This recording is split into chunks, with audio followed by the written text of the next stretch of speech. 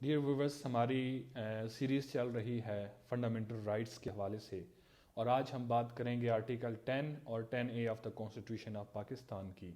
یہ وہ بنیادی آرٹیکلز ہیں کہ جن کے اوپر کرمنل لاء کی پوری عمارت کھڑی ہے، جو کرمنل لاء کی فاؤنڈیشنز فراہم کر رہے ہوتے ہیں۔ آرٹیکل 10A ہمیں بتاتا ہے کہ جب بھی کسی انسان کو ڈیٹین کیا جاتا ہے تو ضروری ہے کہ اسے اس اوفینس کی بابت آگاہ کیا جائے کہ جس کے حوالے سے اس کو چارج کیا جا رہا ہے۔ اس طرح سے آرٹیکل 10 ہمیں یہ بھی بتاتا ہے کہ جب کسی اوفینس میں کسی انسان کو ڈیٹین کیا جاتا ہے تو 24 گھنٹوں کے اندر اس کو کنسرن مجسٹریٹ کے سامنے پیش کرنا ہوتا ہے۔ اگر اس کو 24 گھنٹوں کے سے زیادہ ڈیٹین کیا جائے تو کنسرن مجسٹریٹ سے پرمیشن لینی ہوتی ہے۔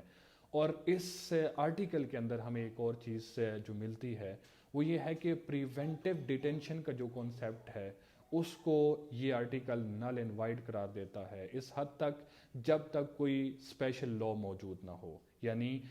یہ نہیں ہو سکتا کہ کسی انسان کو کسی ایسے جرم کے حوالے سے ڈیٹین کیا جائے کہ جو ابھی اس نے کیا نہ ہو، میں اس بنیاد پر کہ فیوچر میں وہ کوئی ایسا جرم کر سکتا ہے، لہٰذا اس کو ڈیٹین کیا جانا چاہیے۔ یہ اس کی بنیادی رائٹ ٹو فیئر ٹرائل کی وائلیشن ہے۔ آرٹیکل 10A ہمیں یہ بتاتا ہے کہ رائٹ ٹو فیئر ٹرائل انسان کا بنیادی حق ہے۔